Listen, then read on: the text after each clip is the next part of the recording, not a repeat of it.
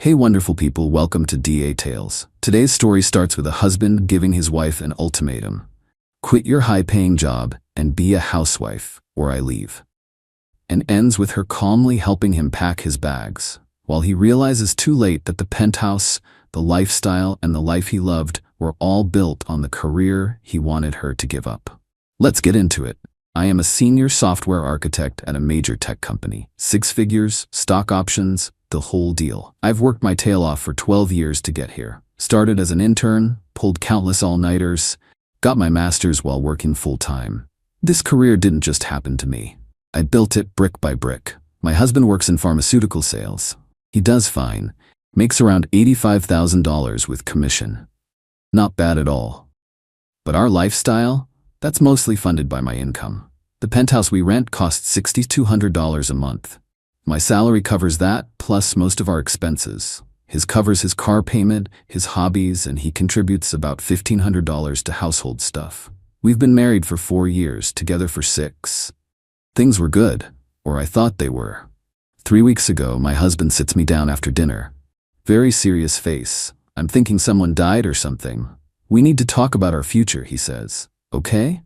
I'm already nervous. I've been thinking a lot about what I want our life to look like. And I want a traditional family. I want you to quit your job. I actually laughed. Thought he was joking. He wasn't. I'm serious. I want a wife who's home when I get home, who cooks real meals, who can focus on our family instead of working 60 hours a week. We don't even have kids yet, I pointed out. Exactly. And we won't until you're ready to be a real mother. Not some career woman who hands her kids off to nannies. The career woman thing stung. Like it was dirty. My job pays for this apartment, for our vacations, for basically everything nice we have. I'll get promoted. I've been talking to my regional manager. Big things coming. When? Because right now, without my salary, we'd have to move to a studio. He got quiet, then dropped the bomb. This isn't a negotiation. You quit your job and we build a real family, or I'm done. I can't be married to someone who values spreadsheets over her husband. An ultimatum, after 6 years together. After I supported him through 2 job losses and paid for his car when his got repoed before we even got married. I sat there for maybe 30 seconds, just processing. And honestly, something clicked. Not heartbreak, clarity. This wasn't a man who loved me. This was a man who wanted to control me. Okay, I said calmly. His face lit up. Really? You'll quit? No, I choose my career. The light died real quick. What? You gave me an ultimatum. I made my choice. I'm not quitting my job. So you're choosing work over your marriage? No, you're choosing your ego over our marriage. I'm just respecting your terms. He stood up, pacing. You're supposed to fight for us. Compromise. What compromise? You said quit or you leave. That's not a compromise, that's a demand. And I'm not meeting it. Fine, he spat. Fine. I'll pack my stuff. You'll regret this. I nodded. I'll help you pack. His face. I wish I had a picture of his face. He expected tears, begging, maybe a breakdown. Instead, I walked to our bedroom closet and started pulling out his suitcases. What are you doing? He followed me. Helping you pack. You said you're leaving. Let's go. I didn't mean, I thought we'd talk more about this. You said it wasn't a negotiation, so let's not negotiate. I folded his shirts neatly into the suitcase. He just stood there watching me, completely frozen. Like his brain couldn't process what was happening. Where am I supposed to go? He finally asked. Your mom's house is nice, or maybe your brother has space. This is insane. You're really doing this? You're really doing this. I'm just facilitating. He grabbed my wrist. Stop. Just stop for a second. I pulled away. Don't grab me. I didn't think you'd actually, we can talk about this. Maybe you could go part-time. You said quit, not part-time. And honestly, after this conversation, I don't think I want to be married to someone who sees my career as the enemy. That landed. I saw it register. He'd overplayed his hand and he knew it. He left that night with 2 suitcases and a very confused expression. Went to his mother's house. I changed the entry code on our building. I'm the primary on the lease, my name only since my credit was needed, and slept like a baby. Woke up to 17 missed calls and a string of texts ranging from let's talk to you're being ridiculous to you'll come crawling back. Spoiler, I did not come crawling back. Update 1. 1 week later. So it's been a week. And let me tell you, the entitlement has been astronomical. First, some context. The penthouse lease is solely in my name. When we rented it 3 years ago, my husband's credit wasn't great. See, previous car repo situation I bailed him out of. So I'm the only one on the paperwork. He's not even listed as an occupant because we were told it would complicate the income verification. I didn't think much of it at the time. We were married. What's mine is his and all that, right? Wrong. So very wrong. Day 2 after he left, I get a call from my mother-in-law. Never been her biggest fan, but we were cordial. That's over now. What is wrong with you? No hello, just straight attack mode. Good morning to you too. My son is devastated. All he wanted was a real family, a real wife, and you threw him out like garbage. He gave me an ultimatum to quit my job. I declined. He chose to leave. Because you made him. What kind of woman chooses work over her husband? The kind who paid off her husband's debt and supported him through 2 layoffs, apparently. She hung up on me. Neat. Day 3, my husband starts texting about his stuff. Not an apology, not a let's work this out, just demands. I need my gaming setup. When can I get my weights? The espresso machine is mine. The espresso machine was a gift from me for his birthday. But sure, I told him he could arrange a time to get his belongings. He wanted to do it when I wasn't there. Nope, I told him I'd be present or it wasn't happening. I don't trust him not to take things that aren't his at this point. Day 5 was when reality started hitting him. He texted, I looked at apartments. How are you affording that place alone? I make good money, remember? The lease is up in 4 months. I want to renew it, in both our names this time. That's not happening. We're still married. I have rights. Yes, the rights conversation. I called my lawyer. Yes, I got a lawyer immediately because I'm not stupid, and confirmed that since the lease is solely in my name and we're headed for divorce, he has no claim to it. He can't force himself onto my lease. But here's where the entitlement goes nuclear. Day 6, I get a call from an unknown number. It's my husband's brother. Hey, so my brother wants to move back in while you guys work things out. We're not working things out. I'm filing for divorce. Silence. Then, he said you'd probably say that. Look, he's driving us crazy here. Can't you just let him stay at the apartment? You can crash with a friend or something. I actually had to put the phone down and laugh. Let me get this straight. My husband issues an ultimatum, leaves when I don't comply, and now wants me to vacate my apartment so he can live there? No, I said. Come on, be reasonable. That place is way too big for one person anyway. Then he shouldn't have left it. The brother went off about how I was being petty, how family is supposed to work through things, how I was ruining their mother with stress. I hung up. Saturday, my husband showed up to get his stuff. Brought his mom and brother as witnesses. I had my own witness, my best friend who's built like a bouncer and has zero tolerance for nonsense. They walked in and immediately started commenting. Mother-in-law, this place is gorgeous. No wonder she won't leave. Brother-in-law, bro, you gave this up? My husband just looked defeated, like someone who bet everything on a bluff and lost. He started packing his gaming stuff. Then he tried to take the TV. That's mine, I said. We bought it together. The receipt says otherwise. My card, my purchase. You're really gonna nickel and dime me? You're really gonna try to take my TV? His mom jumped in. Let him have something. You're keeping this whole apartment. I'm keeping the apartment because it's my apartment. I pay for it. I furnished it. I have the receipts. He's welcome to take what's actually his. It took 3 hours. They tried to claim joint ownership of basically everything. I had receipts and bank statements saved on my phone. Turns out being organized at work translates to personal life too. The best moment? When my husband asked about the espresso machine again. That was a gift, I said, so I can take it? No. I gave it to you as a gift, but you left. Gifts in the marital home stay in the marital home until the divorce is finalized. My lawyer was very clear about that. His mom called me a cold, calculating witch. Close, lady, close. They left with his clothes, his gaming setup, his golf clubs, and his ego in shambles. That night I got a long text. The guilt trip to end all guilt trips. I can't believe you're doing this. I gave you everything. I was a good husband. All I wanted was for you to prioritize our family, and you chose money instead. You're gonna end up alone with your precious career. I hope it keeps you warm at night. I didn't respond. What's there to say? But here's the thing he didn't think about. Without my income, his lifestyle evaporates. His mom's house is 40 minutes from his job. His brother's apartment is tiny. The apartments he can afford on his salary alone? Not in a good area. Not with parking. Not with any of the amenities he's used to. He built a whole life on my foundation and then tried to tear down the house with both of us in it. Guess who's still standing? Update 2, 3 weeks later. All right. Buckle up because the last 2 weeks have been a wild ride and I need to vent.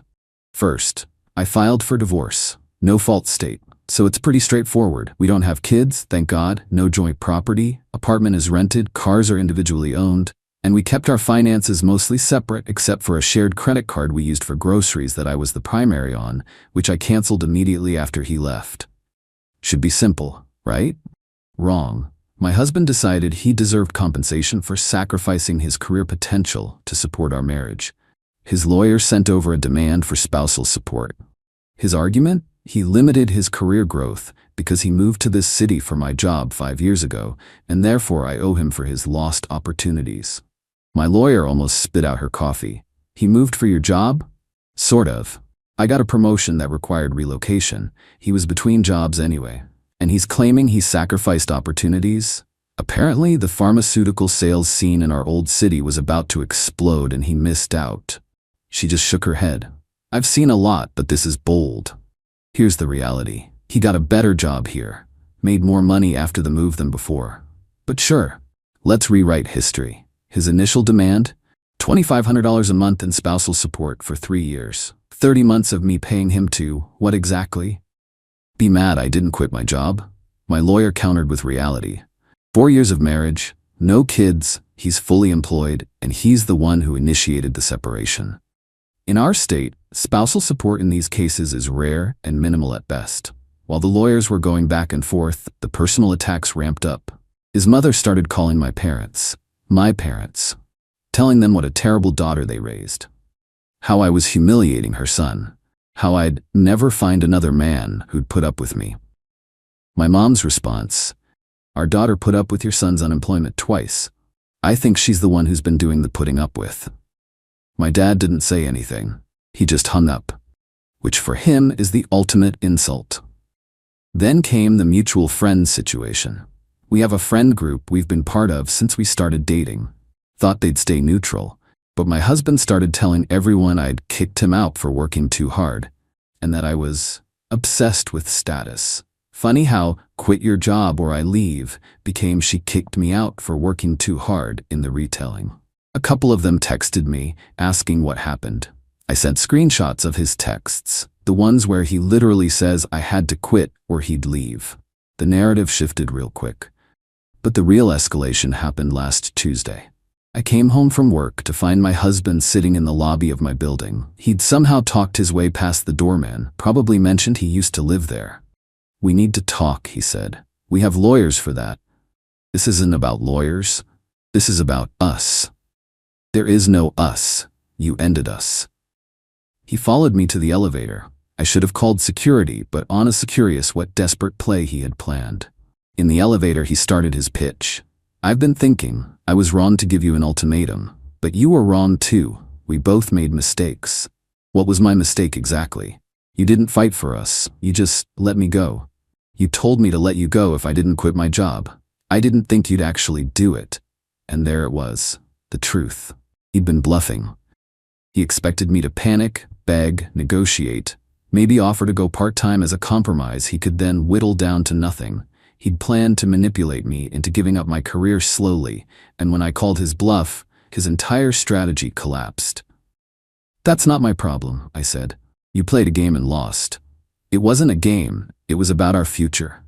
Our future where I give up everything I've worked for because you're insecure about your wife making more than you? That hit a nerve. His face went red. This isn't about money.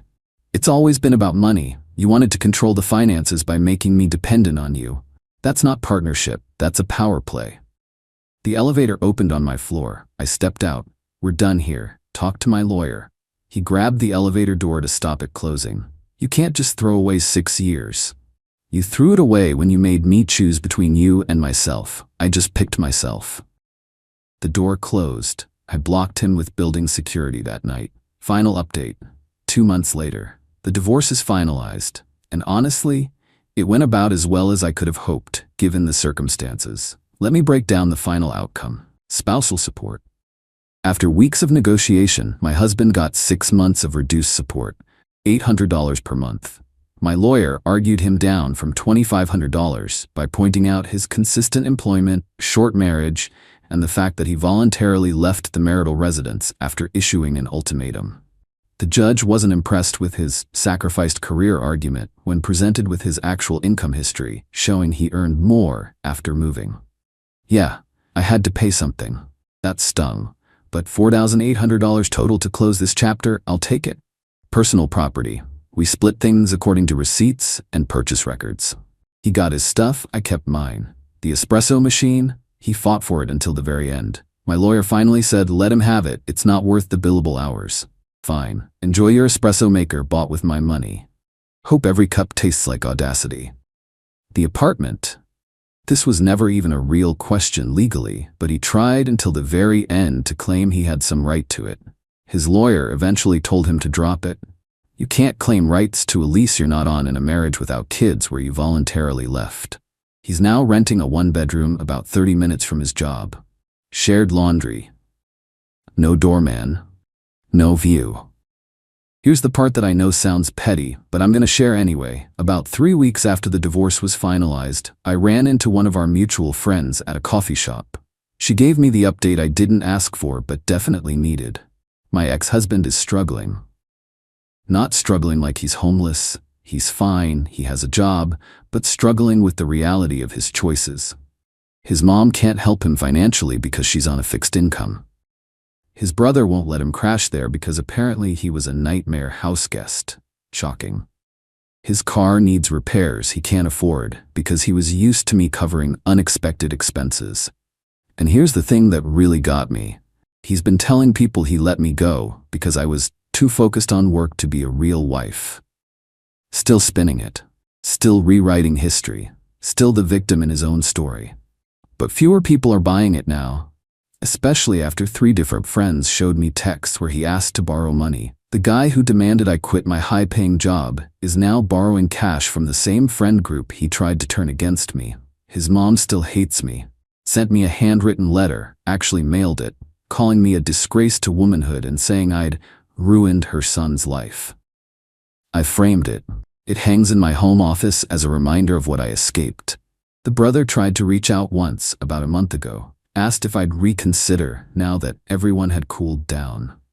I didn't respond. There's nothing to reconsider. My ex-husband showed me exactly who he was, someone who wanted to diminish me to feel bigger. Why would I ever go back to that? As for me, I'm doing okay. Not gonna lie and say this was painless. 6 years is a long time.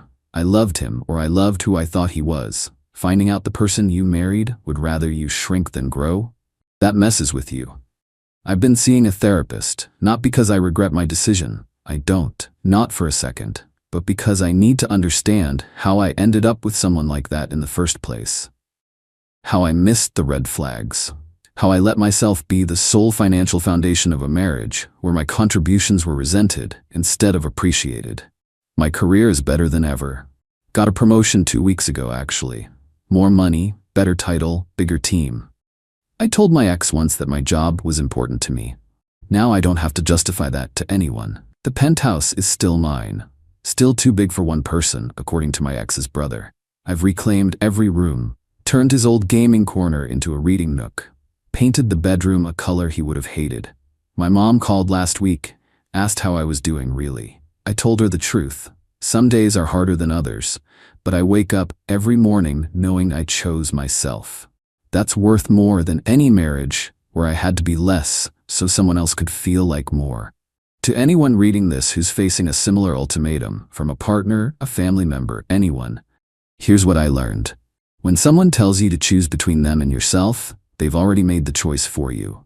They're telling you they don't want you. They want a version of you that's easier to control. Choose yourself.